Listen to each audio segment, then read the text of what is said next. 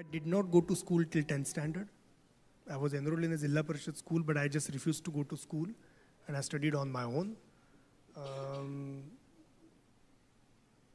Now my 4.5-year-old son Arjun has been forced to enter 7 days back into one school in Gadchiroli on the behest of my wife. I hope she also soon realizes it. And Arjun dislikes his school. And परवाच्या दिवशी म्हणजे मी इकडे निघण्याच्या आदल्या दिवशी तो सकाळी उठला आणि मला म्हणत होता की बाबा मला शाळेत नाही जायचं. आणि मला सुरुवातीला असं वाटलं की हा फक्त इमोशनल अँझायटीचा पार्ट आहे की आईबाबांपासून काही काळ दूर राहायचं. तोही फार महत्त्वाचा भाग आहे.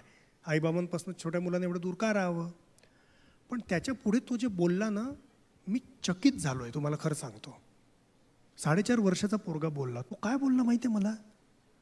तो अर्जुन मला असं बोलला की बाबा मला हे असं नुसतं वाचणं, नुसतं लिहिणं याच्यात काही मजा नाही वाटत. मला काम पाहिजे म्हणे काहीतरी करायला. हे 4.5 वर्षाचा पोरगा बोललेला आहे. आणि त्या दिवशी दुपारची गंमत सांगतो. आम्ही आमच्या निर्माणमध्ये फार प्रयत्न करतो की तरुण मुलामुलींमध्ये चांगली पुस्तकं वाचण्याची सवय लागावी.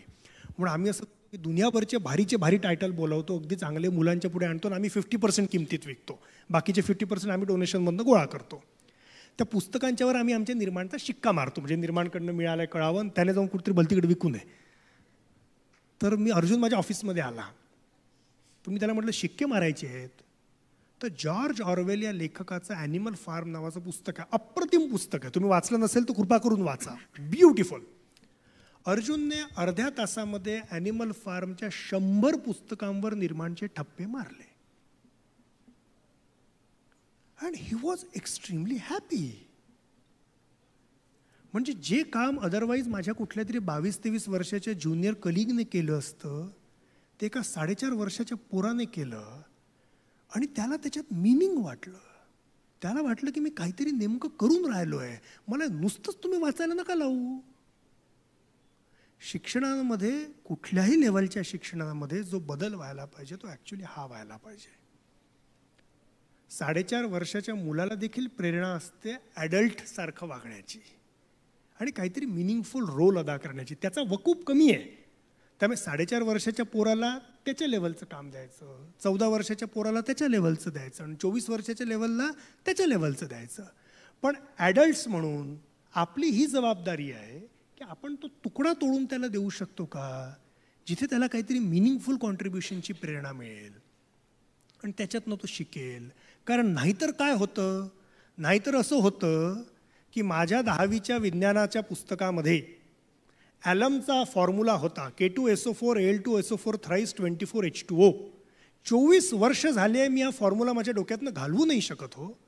आणि मला असं स्वप्नात दिसतात की माझे 4 न्यूरॉन्स बळी पडलेले आहेत हा फॉर्म्युला पाठ करण्यात.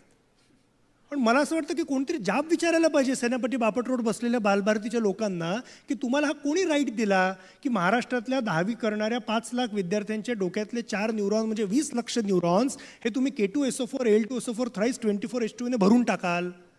जेव्हा की nobody taught us when to use alum, how to use alum हे कोणी शिकवलं नाही. तर 4.5 वर्षाच्या मुलाला जी अक्कल आहे ती एज्युकेशन व्यवस्थेत यावी. एवढी एकच छोटीशी बदल, छोटासा बदल आहे. एवढं झालं तर खूप आहे.